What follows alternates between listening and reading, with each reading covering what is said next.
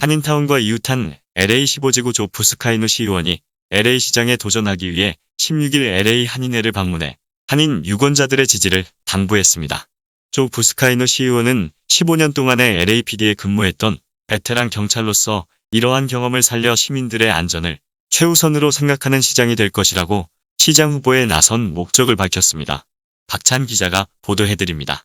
부스카이노 시의원은 현재 LA시에서 가장 심각한 문제는 노숙자 문제이며 그들은 범죄자가 아니며 그들을 위협하는 것은 갱들이라고 밝히고 이러한 문제들을 해결하기 위해 경찰 출신인 본인이 시장으로서 충분한 자격이 있다고 강조했습니다.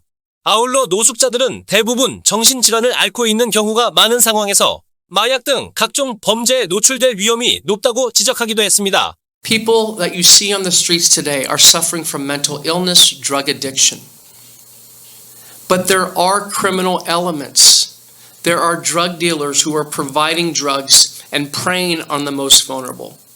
There are gang members who are demanding homeless people pay rent for taking up a piece of sidewalk. 따라서 시민들에게 안전하고 항상 깨끗한 거리를 만들어줄 환경을 조성하고 어려운 환경에 처한 노숙자들이 집 없는 상황을 벗어날 수 있도록 그들이 기거할 수 있는 쉘터와 정신건강을 위한 의료, 서비스 등을 제공해야 할 것이라고 강조했습니다. 이상 박찬 기자였습니다. 조 부스카이노 시의원은 특히 한인들과의 유대를 더욱 쌓고 싶으며 한인계 존리 LA 시의원과 함께 이번 선거를 치르기 위해 노력하고 있다고 밝히면서 한인들이 관심을 두고 있는 한인타운 선거구 단일화에도 적극 지지할 것을 약속했습니다. 유럽형 복지국가를 추진 중인 미국 조 바이든 행정부가 65세 이상 고령자 공공의료보험 메디케어 보험료 인상안을 발표했습니다. 메디케어 메디케이드 서비스 센터 CMS는 의사진료비 보험에 해당하는 파트 B의 내년 월 표준보험료가 현재보다 14.5% 오른 170.1달러가 될 것이라고 12일 밝혔습니다. 이번 보험료 인상은 특정 의약품 비용의 인상이 주요 원인이며 코로나19 대응으로 인한 의료비 지출 증가도 작용한 것으로 알려졌습니다. 김보나 기자가 보도합니다. 치키타 브룩스라슈어 CMS 국장은 이날 성명에서 바이든 행정부가 더 저렴하고 공평한 약값 책정을 위해 의료비 개혁에 힘을 쏟고 있다며 이번 보험료 인상이 특정 의약품 사용량 증가 및 가격 상승에 대비한 자금 확보 차원이라고 설명했습니다. 이 특정 의약품은 지난 6월 미국에서 논란 끝에 승인된 제약사 바이오젠의 알츠하이머 신약 에듀엘름입니다. 이 약은 알츠하이머 증상만 치료하는 기존 약과 달리 발병 원인으로 유력하게 지목되는 베타 아밀로이드라는 단백질이 뇌 조직에 과다하게 쌓이는 것을 줄여주는 효과가 입증된 것으로 알려졌습니다. 그러나 이 효과가 과장됐다는 논란 속에 지난 6월 미 식품의약국 FDA의 승인이 떨어졌습니다. 이어 CMS는 이 약이 메디케어 보장 범위 대상에 포함되는지 분석에 들어갔으나 아직 결론을 내리지 못한 상태입니다. 이에 따라 월 보험료 외에 외래 진료비 공제액이 현행 203달러에서 233달러로 인상됩니다. 매년 외래 진료비 1,233달러까지는 전액 본인 부담하고 그 이상으로 올라가면 추가분에 대해 보험에서 80% 지원하는 식이 되는 것입니다. 병원 입원비 역시 디덕터블이 72달러 늘어난 1,556달러로 인상됩니다. 이 금액까지는 전액 본인 부담해야 합니다. 추가분만 보험에서 지원받을 수 있습니다. 따라서 메디케어 수혜자들인 미국 65세 이상 고령자 등은 월 보험료 외에 본인 부담금도 더 늘어나게 됐습니다. 이에 사회보장국은 메디케어 수혜자에 대한 다른 복지 혜택을 늘려 보험금 인상에 따른 부담을 줄여주겠다는 방침입니다. 지난 10월에는 복지 혜택이 5.9% 늘어났다는 통계도 내놓고 있습니다. 그러나 정치적으로 중립적인 고령자 단체인 시니어 시티즌 리그는 수혜자들이 매월 21.6달러를 혜택을 더 누리겠지만 이번 보험료 인상폭이 2016년 이후 최대인 만큼 혜택이 대부분 상쇄될 것이라고 평가했습니다. 메디케어는 미국에서 65세 이상이라면 반드시 가입해야 하는 연방정부 의료보험입니다. 입원비나 의사 진료비 등을 지원받을 수 있어 특정 질병이나 장애가 있을 경우 65세 미만이라도 가입할 수 있습니다. 이상 김보나 기자였습니다. 한편 이 보험은 보장 내용에 따라 파트 A, D로 나뉘며 A는 의무 가입이지만 B, D는 상황에 따라 선택할 수 있습니다. A는 병원 입원 보험, B는 의사진료 보험으로 구분됩니다. 병원 시설 이용비는 A로 보장되지만 의사진료비는 B까지 가입해야 보장받습니다. 이때 본인 부담금은 20%이며 상한선이 없어 엄청난 비용을 내야 할 수도 있습니다. 이에 대비한 보험이 C가 됩니다. 본인 부담금을 지원하는 일종의 우대보험인 것입니다. D는 처방약값 보험입니다. 따라서 메디케어할 보험료는 표준보험료를 기준으로 소득 수준이나 보장 내용에 따라 달라질 수 있습니다. 윤하였습니다. 종전선언 등의 논의를 위해 미국 워싱턴에서 16일 열린 한미 외교차관 회담 후 한국은 종전선언 소통과 공조의 빈틈없는 진행을 강조한 반면 미국은 종전선언이라는 단어 자체를 언급하지 않고 있습니다. 그동안 정부가 미국과 종전선언 협의가 막바지에 도달해왔다고 했던 설명과는 상당한 온도차를 보인 것이어서 종전선언에 대한 양국의 이견이 여전하다는 분석입니다. 미국은 또 이번 외교차관 회담에서 중국을 견제하는 문제가 논의됐음을 강조했습니다. 박찬 기자가 전해드립니다.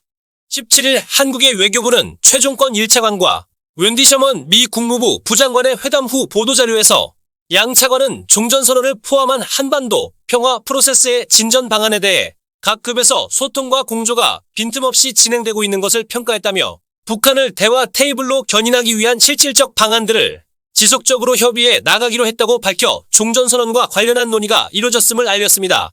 그러나 미 국무부 발표에서 이와 상반되는 종전선언 관련 내용이 일체 언급되지 않았습니다. 국무부는 보도자료에서 양측은 한반도의 완전한 비핵화에 대한 공동의 약속과 북한 문제를 논의했다고만 밝혀 한국 정부의 종전선언에 대한 협상 과정 등의 진실 여부가 주목되고 있습니다.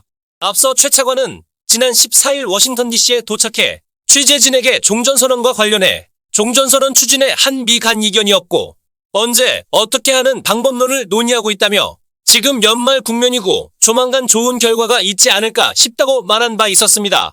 최 차관은 17일 셔먼 부장관, 모리타케오 일본 외무성 사무차관과 한미일 외교차관 협의회를 진행합니다. 한미일 차관협의회 후에는 공동회견이 예정돼 있습니다. 한편 미국은 종전선언 대신 대중견제 메시지에 무게를 실고 있습니다. 국무부는 보도자료를 통해 셔먼 부장관과 최 차관은 한미 동맹이 인도 태평양 및 그 이상 지역의 평화와 안보, 번영의 핵심 축이라는 걸 재확인했다고 밝혔습니다. 또 중국과 각을 세우고 있는 코로나19 대응과 기후위기, 공급망 구성 등에 대한 한미 협력을 강조했습니다. 미국은 다음 달 중순 중국 견제를 위한 동맹국 규합 차원에서 개최하는 민주주의 정상회의에 문재인 대통령을 초청한 상태입니다. 이상 박찬 기자였습니다. 한편 미국은 북한 문제에 대한 외교적 해결 원칙을 재강조하면서 미중이 협력할 분야로 거론했습니다. 제이크 설리번 미 백악관 국가안보보좌관은 16일 미 싱크탱크 브루킹스 연구소가 주최한 세미나에서 북한이 똑같이 준비돼 있다면 미국은 선의와 외교로 관여할 준비가 돼 있음을 알려왔다며 이 문제에 관한 미중의 조율이 매우 중요하다고 강조했습니다. 담당의 태호였습니다. 미국 정부가 조 바이든 대통령의 지시에 따라 민간 기업에 명령한 코로나19 백신 접종 의무화를 중지시켰습니다. 미 노동부 산하 산업안전청은 지난 12일 재우순의 항소법원이 앞서 내렸던 백신 의무화 긴급 유예 결정을 재차 확인하자 곧 이 같은 조치를 취했다고 밝혔습니다. 박찬 기자가 전합니다.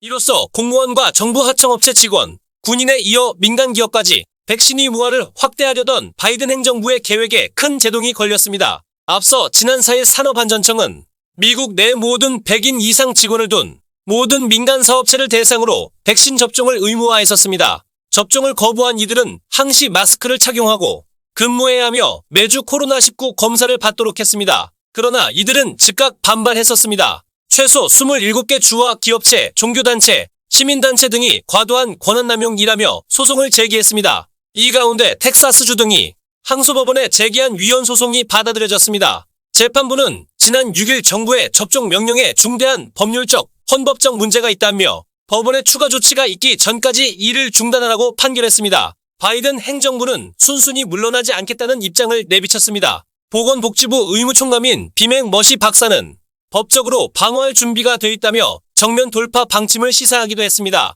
그러나 이번에 항소법원 재판부가 결정에 변동이 없음을 확인하자 산업안전청이 한 발 물러선 모습을 취한 것입니다. 재판부는 12일 산업안전청의 접종 명령이 지나치게 광범위하다며 법원의 추가 조치가 있을 때까지 명령을 이행하거나 어떠한 조치도 하지 말라고 명령했습니다. 노동부는 성명을 내고 산업안전청은 근로자를 위험에서 보호할 권한이 있음을 확신하고 있다. 하지만 향후 소송의 진전이 있기 전까지 긴급 조치를 이행하기 위한 모든 활동을 전면 중단한다고 밝혔습니다. 이상 박찬 기자였습니다. 한편 이번 노동부의 백신 의무화 중단 발표 전까지 백악관 관리들은 항소법원의 결정에 동의하지 않는 모습을 보여왔었습니다. 카린 장피에르 백악관 수석 부대변인은 8일 기자회견에서 항소법원 명령에 따라 민간기업 사업주들은 직원들의 백신 접종을 보류해야 하는지 질문을 받자 보류하지 말아야 한다고 생각한다고 답했습니다. 장피에르 대변인은 당신의 일터를 안전하게 지키기 위한 조치를 취하는 것을 늦추지 말라며 기업주들은 백신 의무화를 이행하는 데 법적 문제가 해결될 때까지 기다려서는 안 된다고 어깃장 발언을 했습니다.